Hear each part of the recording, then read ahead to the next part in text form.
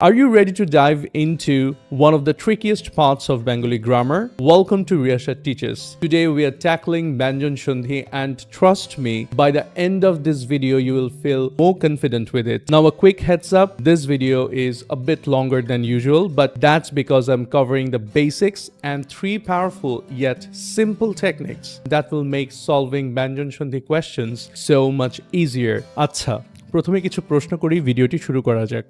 যেমন রবি যোগ ইন্দ্র, রবি ইন্দ্র না হয়ে কেন রবীন্দ্র হলো? অর্থাৎ এখানে দীর্ঘ ই কেন হলো? লো যোগ অন, লো অন না হয়ে কেন লবণ হলো? অর্থাৎ এখানে কেন এক্সট্রা একটি ব চলে এলো? অন্যদিকে অঙ্গ যোগ ছেদ, অঙ্গচ্ছেদ না হয়ে কেন অঙ্গচ্ছেদ হলো?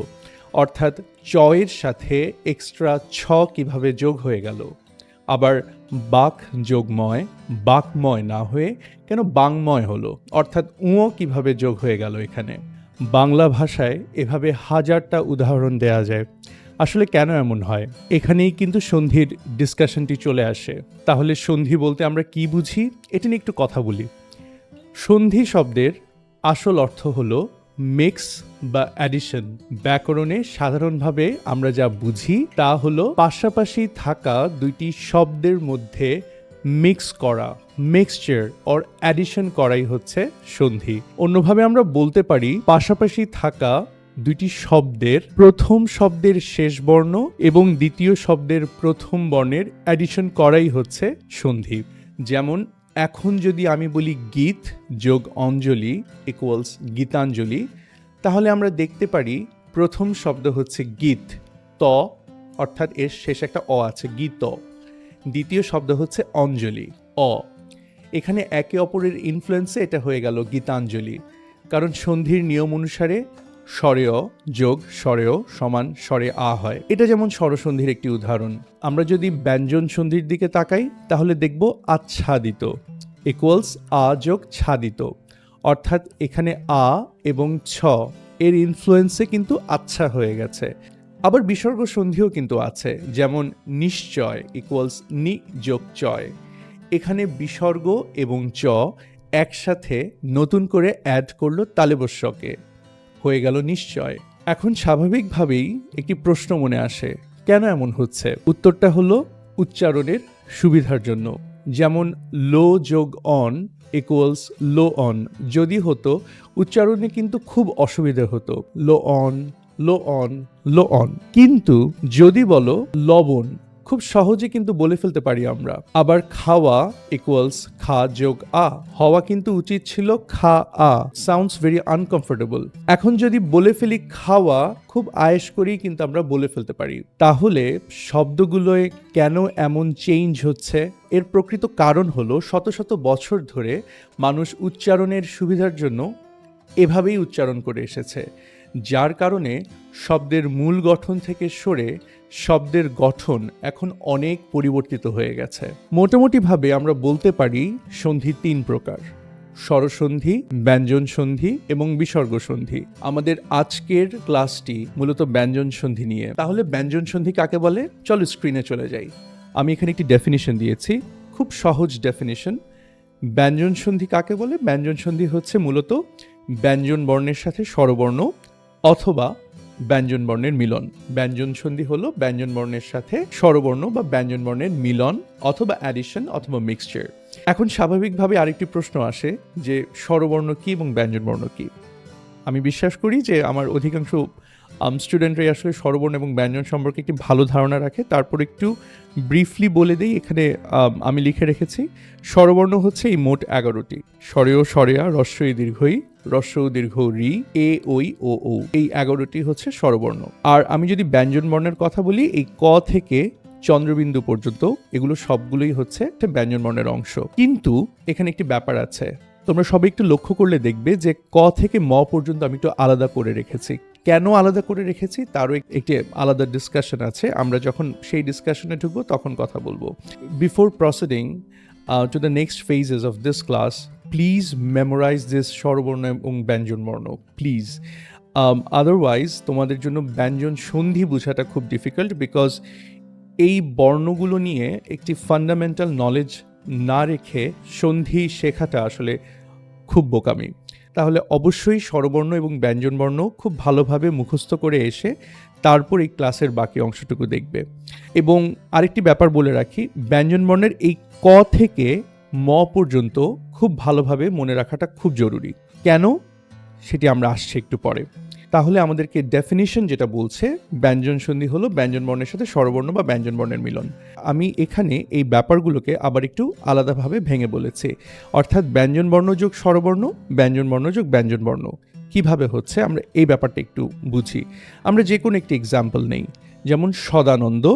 আমরা দেখতে পাচ্ছি সন্ধি বিচ্ছেদটি হচ্ছে সৎ যোগ আনন্দ। এখানে খণ্ড ত এসে গেছে এবং আনন্দ যুক্ত হয়েছে। একটি ব্যাপার সবসময় মনে রাখবে তোমরা, আমরা যখন এভাবে সন্ধি বিচ্ছেদের কথা বলছি, প্রথম শব্দের শেষ বর্ণ এবং দ্বিতীয় শব্দের প্রথম বর্ণের মিলনই কিন্তু হয়ে থাকে।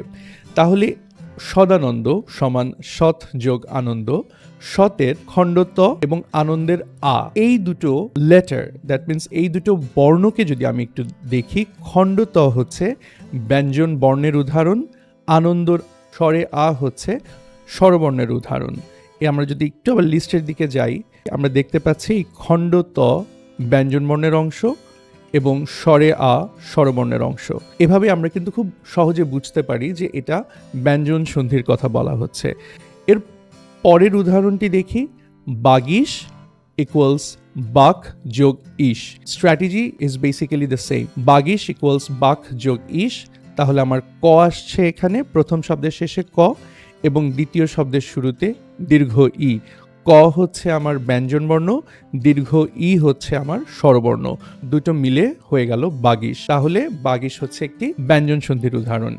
আবার আমরা যদি ডেফিনিশনের আরেকটা পোর্শনের দিকে যাই, উই ক্যান সি যে এখানে ব্যঞ্জন বর্ণের সাথে আবার ব্যঞ্জন বর্ণের মিলন কিন্তু হচ্ছে, যেমন বটচ্ছায়া, বট যোগ ছায়া।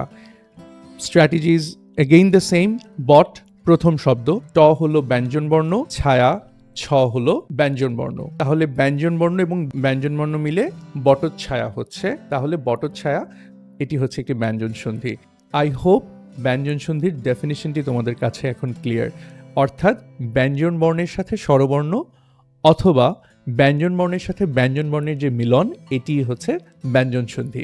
বর্গীয় প্রথম বর্ণের পরে স্বরবর্ণ থাকলে প্রথম বর্ণের সাথে ওই বর্গেরই তৃতীয় বর্ণ হয়, পরবর্তী স্বরবর্ণ ওই তৃতীয় বর্ণে যুক্ত হয়। 2, বর্গীয় প্রথম বর্ণের পরে যে কোনো বর্গের তৃতীয় বা চতুর্থ বর্ণ কিংবা অন্তস্থীয় জ, র, ল, ব এগুলো থাকলে বর্গীয় প্রথম বর্ণের স্থানে ওই বর্গের তৃতীয় বর্ণ হয়।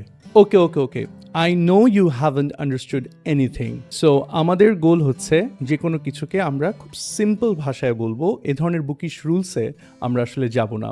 এই যে দুটো রুলের কথা আমি তোমাদেরকে বললাম, সেটি সহজভাবে বোঝার জন্য আমরা একটু স্ক্রিনের দিকে আবার আসি। যেমন এখানে বর্গের কথা বলছিল, আমরা এটাকে বর্গ না বলে আমরা এটাকে বলতে পারি একটা গ্রুপ। ক, চ, ট, ত, প। প্রত্যেকটা বর্ণের আন্ডারে 5টা করে বর্ণ আছে। ক থেকে উম পর্যন্ত, ক, খ, গ, ঘ, উম। চ থেকে নিয় পর্যন্ত, ট থেকে মূর্ধন্য পর্যন্ত, ট থেকে এভাবে দন্তান্ন পর্যন্ত, প থেকে ম পর্যন্ত। এখানে যে ড আছে, এই ডর সাথে কিন্তু আমি ডয় শূন্য র অ্যাড করে দিয়েছি, কারণ ডয় শূন্য র কিন্তু বেসিক্যালি ডয়েরই একটি রূপ। ঢয়ের সাথে আমি ঢয় শূন্য র অ্যাড করে দিয়েছি, কারণ ঢয় শূন্য র ঢয়ের একটি বর্ধিত রূপ। খণ্ড ত বেসিক্যালি তয়ের একটি আংশিক রূপ। এই 25টা বর্ণ থেকে ব্যঞ্জন সন্ধির অলমোস্ট 40 to 50% সন্ধির নিয়ম কিন্তু অ্যাকচুয়ালি কভার হয়ে যায়। কিভাবে কভার আপ হয়ে যায় আমি এখন সেখানে আসছি। সো শুরুতে আমি যে খুব কঠিন কঠিন দুটি রুলসের কথা বললাম, সেই রুলসগুলোকে আমরা সিম্পলিফাই করে ফেলি। যেমন এই গ্রুপটাকে আমি যদি একটি বর্গ বলি, বর্গ বা গ্রুপ যেভাবে বলি না কেন, সো এটা গ্রুপের নিয়ম এক অথবা বর্গের নিয়ম এক, আমরা এভাবেও বলতে পারি। সো বর্গের নিয়ম একে মনে রাখবে এই ইকুয়েশনটি, আমরা এটাকে একটু ম্যাথমেটিক্যাল ইকুয়েশন দিয়ে চিন্তা করি, তাহলে দেখবে এই সন্ধিগুলো পানির মতো সহজ হয়ে যায়। মনে রাখবে 3 = 1, 3 = 1, 3 = 1 দিয়ে তুমি অসংখ্য ব্যঞ্জন সন্ধির সন্ধি বিচ্ছেদ তুমি করতে পারবে। 3 = 1 বলতে আমরা আসলে কি বুঝছি? যেমন মূল শব্দে যদি 3 নং কলামের কোনো বর্ণ থাকে, এখানে 3 নম্বর কলাম বলতে এগুলোর কথা বোঝানো হচ্ছে, অর্থাৎ গ, জ, ড বা ডয় শূন্য র, দ, ব। অর্থাৎ মূল শব্দে যদি 3 নম্বর কলামের কোনো বর্ণ থাকে, তাহলে সন্ধি বিচ্ছেদের প্রথম অংশে 1 নম্বর কলামের বর্ণ চলে আসবে। 1 নম্বর বলতে আমি কি বুঝাচ্ছি? ক, চ, ট, ত বা খণ্ডত্ব, প। আমি জানি এটা তোমাদের কাছে এখন একটু ডিফিকাল্ট লাগছে। Let's look into the example. Example দেখলে তোমাদের কাছে বিষয়গুলো খুব সহজ হয়ে যাবে। যেমন ধরো আমি একটি শব্দের কথা বললাম, বাগদেবী। বাগদেবী, এটার সন্ধি বিচ্ছেদটা কি হবে? আমরা যদি একটু চিন্তা করি 3 = 1 দিয়ে, এখানে দেখো গ আছে, গ, এবং সন্ধি বিচ্ছেদটা হচ্ছে বাক যোগ দেবী, ক চলে এসেছে। গ বর্ণটি যদি আমরা একটু এদিকে দেখি আমাদের এই চার্টের মধ্যে, গটা হচ্ছে বেসিক্যালি 3 নম্বর কলামের একটি বর্ণ। তো আমি যখন সন্ধি বিচ্ছেদ করছি, বাক যোগ দেবী, ক চলে এসেছে। যেহেতু 3 নম্বর রোতে গ আছে, সো 3 = 1, তাহলে গ হয়ে যাবে ক, এজন্য বাক দেবী, বকার বা, ক হসন্ত যোগ দেবী। এবং দেবীর অংশটা অর্থাৎ দ্বিতীয় যে শব্দটি সেটি একই রকম থাকবে, কিন্তু আমি যখন বলছি বাগদেবী, বাক যোগ দেবী, গ এর জায়গায় ক চলে আসছে। কেন আসছে? সেটা হচ্ছে 3 = 1, এই কারণে। আমরা আরেকটি এক্সাম্পল যদি দেখি, বাগাড়ম্বর। বাগাড়ম্বর, সো বাক যোগ আড়ম্বর। কিভাবে বুঝলাম? কারণ এখানে গ দেখতে পাচ্ছি আমরা, গ। সো আমার এই চার্টের 3 নম্বর কলামে আমরা যদি দেখি গ আছে, বাগাড়ম্বর, তাহলে গ যেহেতু আছে 3 = 1, একই সারিতে কি আছে? 1 নম্বর কলামে ক আছে, তাহলে বাগাড়ম্বর = বাক যোগ আড়ম্বর। এভাবে করে তুমি অসংখ্য ব্যঞ্জন সন্ধি নিজেই সলভ করে ফেলতে পারবে, even without looking into the books. আমি যদি নিযন্ত এর কথা বলি, নিযন্ত, মূর্ধন্য রস্যই বর্গীয়, তাহলে বর্গীয় আছে, তাহলে আমাকে খুঁজতে হবে কোন কলামে আছে? 3 নম্বর কলামে আছে বর্গীয়। তাহলে আমি যখন সন্ধি বিচ্ছেদ করব অবশ্যই 3 = 1, তাহলে বর্গীয় হয়ে যাবে চ। তাহলে নিযন্ত = নিচ যোগ অন্ত, মূর্ধন্য রস্যই চ হসন্ত। এই যে মূর্ধন্য রস্যই চ হসন্ত, নিচ যোগ অন্ত। আমরা আরেকটা এক্সাম্পল দেখি, সরানন, শট যোগ আনন। কিভাবে? এখানে ডয় শূন্য র আছে, আমরা আবার এদিকে চলে আসি। এই যে ডয় শূন্য র, এটা 3 নম্বর কলামের আন্ডারে পড়ছে, তাহলে যেহেতু ডয় শূন্য র আছে, আমরা চলে আসব টতে, কারণ 3 = 1, ডয় শূন্য র আছে, একই সারিতে ট আছে, তাহলে সরানন, শট যোগ আনন, শট যোগ আনন। ঠিক একইভাবে ষড়ঋতু, ডয় শূন্য র আছে, দ্যাট মিন্স টতে চলে যাবে, শট যোগ ঋতু। উদ্ভব, সবসময় মনে রাখবে এই ধরনের সন্ধিতে দ্বিতীয় যে শব্দটি থাকে সেটি মোটামুটিভাবে আসলে একই রকমই থাকে। তাহলে উদ্ভব হয়ে যাবে উৎ যোগ ভব, দ হয়ে যাবে খণ্ডত্ব। ঠিক একইভাবে কদর্থ, হৃদযন্ত্র, দ আছে, ঠিক একইভাবে উদ্ভবের মতো, উদ্ভবে যেভাবে খণ্ডত্ব চলে আসছে, হৃদযন্ত্রতেও হৃদ যোগ যন্ত্র, জগদিন্দ্র, অব্দ, সবগুলোই হচ্ছে ঠিক এভাবেই আসবে।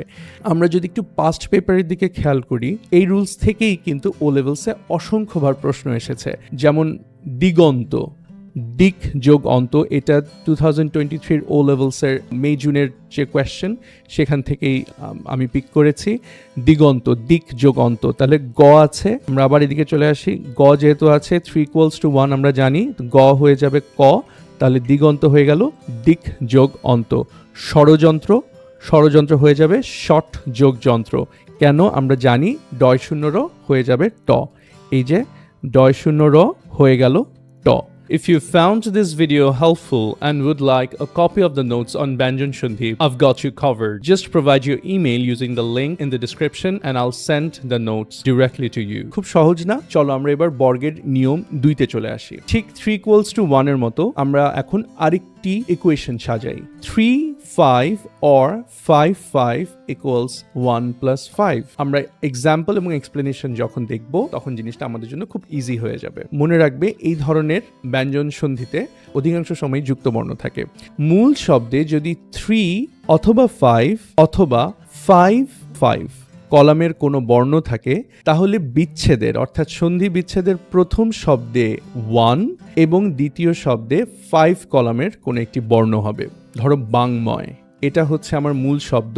দেখো বলা হয়েছিল যুক্ত বর্ণ থাকবে, সো এটা উময় উম এবং ময়ের একটি যুক্ত বর্ণ উময় ম।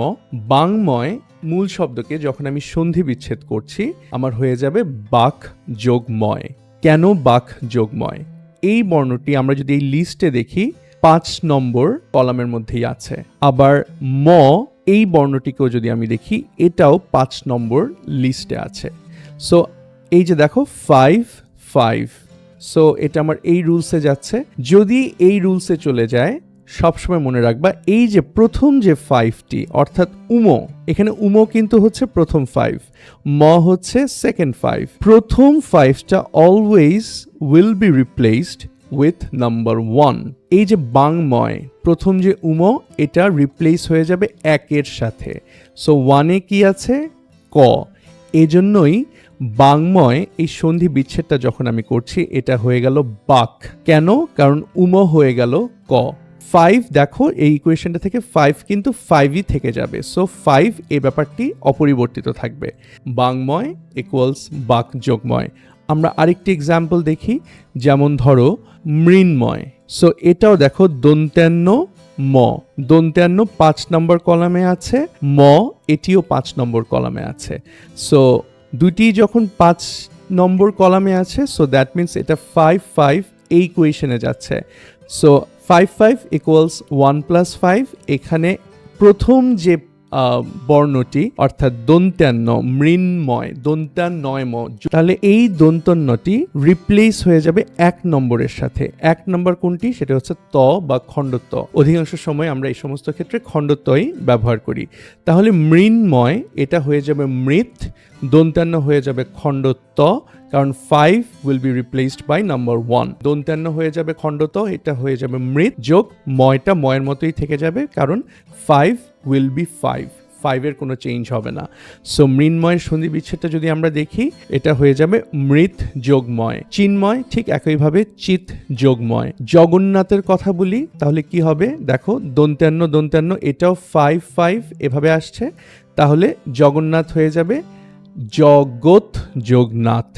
জগৎ এই যে দন্ত্যান্ন আছে, this 5 will be replaced by number 1, তাহলে এটা খণ্ডত্ব বসবে জগৎ যোগনাথ ইকুয়ালস জগন্নাথ। আমরা যদি এখন রিসেন্ট ও লেভেলস এক্সামের কোয়েশ্চেন দেখি, এই প্রশ্নটি 2023 অর্থাৎ 2023 ও লেভেলস এক্সামে এসেছিল উন্নয়ন।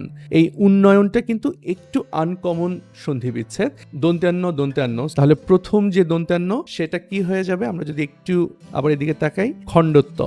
সো এটা হয়ে যাবে উন্নয়ন উৎ যোগ, ক্যান এনিওয়ান গেস ইট, নয়ন। উন্নয়ন উৎ যোগ নয়ন।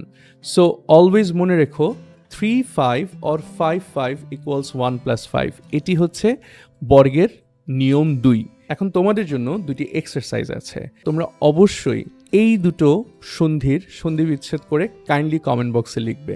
ষণ্মাস এবং তন্মধ্যে এখানে কিন্তু একটি মূর্ধন্য এবং আরেকটি কিন্তু দন্ত্যান্ন। সো এটা একটু মাথায় রেখো এবং অবশ্যই কমেন্ট বক্সে তোমার অ্যান্সারটি দিবে। তো কেমন লাগলো নিয়ম 1 এবং নিয়ম 2? আশা করি তোমরা বুঝতে পেরেছো। আমি চেষ্টা করেছি খুব সহজে জিনিসগুলো আসলে এক্সপ্লেইন করার জন্য। আমরা এই বর্গের নিয়মের 3 নম্বর রুলসটা পড়ে ফেলবো। তোমরা এটা স্ক্রিনে দেখতেই পাচ্ছ, এটাও আরেকটি ইকুয়েশন দিয়ে করা। এর নাম হচ্ছে 5 ইকুয়ালস টু ম। আমরা আবার আমাদের সেই চার্টে চলে আসি। এখন তোমরা যদি একটু 5 নম্বর কলামের বর্ণগুলোর দিকে খেয়াল করো, তোমরা দেখবে আমি 5 নম্বর কলামটিকে একটু হাইলাইটেড করে রেখেছি। তার কারণটাই হচ্ছে 5 ইকুয়ালস টু ম এই রুলটি বোঝানোর জন্য। দেখো উম নিয় মূর্ধন্য দন্ত্যান্ন ম, এই 5টা বর্ণকে আসলে ব্যাকরণে নাসিক্য বর্ণ বলে। সো নাসিক্য বর্ণের সাথে আমরা আরেকটি সংকেত যুক্ত করব, সাইন, সেটা হচ্ছে এই অনুস্বর। সো উম নিয় মূর্ধন্য দন্ত্যান্ন ম, অনুস্বর। মনে রাখবে এই 5টি বর্ণ এবং সংকেত যদি কোনো একটি সন্ধিবদ্ধ শব্দে অর্থাৎ মূল শব্দে থাকে সেটার সন্ধি বিচ্ছেদে সবসময় ম চলে আসবে। একটু এক্সপ্লেনেশনের দিকে তাকাই আমরা। 5 ইকুয়ালস টু ম অর্থাৎ নাসিক্য বর্ণ উম, নিয়, মূর্ধন্য, দন্তান্ন, ম এবং অনুস্বর দিয়ে কোনো শব্দ থাকলে তা যদি সন্ধি বিচ্ছেদ করতে হয় বিচ্ছেদের প্রথম শব্দে ম চলে আসবে। যেমন গন্তব্যের কথা বলি, এটা সন্ধি বিচ্ছেদ কি হবে একটু গেস করো। দন্তান্ন আছে, দন্তান্ন, তাহলে ম চলে আসবে, এটা হয়ে যাবে গম যোগ তব্য। আমরা জানি এই ধরনের যে সন্ধিগুলো রয়েছে সেখানে সেকেন্ড পার্টে খুব একটা চেঞ্জ হয় না, গন্তব্য। তো এই তব্যটি ঠিক এভাবেই বসে যাবে, কিন্তু দন্তান্নর জায়গায় ম এসে গেল। সো গম যোগ তব্য। সন্তাপ, সো দন্তান্ন আছে, ম চলে আসবে, সম যোগ তাপ। কিন্তু খুবই কমন একটি সন্ধি বিচ্ছেদ, তবে খুব গুরুত্বপূর্ণ, কিন্তু কিম যোগ তু, কিন্তু সন্ধি সম হসন্ত যোগ ধি, সন্ধি সম্বল সম যোগ বল। একটি ব্যাপার মনে রাখবে, এই হসন্তগুলো কিন্তু পরীক্ষা দিতেই হবে। সংশয় সম যোগ শয়, সংসার সম যোগ সার। বরঞ্চ, দেখো বরঞ্চ এটা হয়ে যাবে বরম যোগ চ। কেন? কারণ এখানে নিয় আছে, নিয় আছে। আমরা যদি আবার এই গ্রুপটার দিকে তাকাই, নিয় আছে, সো নিয় হয়ে গেলে আমরা জানি ম চলে আসবে, বরঞ্চ বরম যোগ চ। অহংকার অহম যোগকার, বারংবার বারম যোগবার, দেখো বারম যোগবার। ঠিক একইভাবে চঞ্চল, সন্ধ্যা, সন্নিহিত। এখন আমরা রিসেন্ট ও লেভেলস এর কোয়েশ্চেন গুলো দেখি। গত 3 বছরে এখান থেকে 3টা প্রশ্ন আসছে।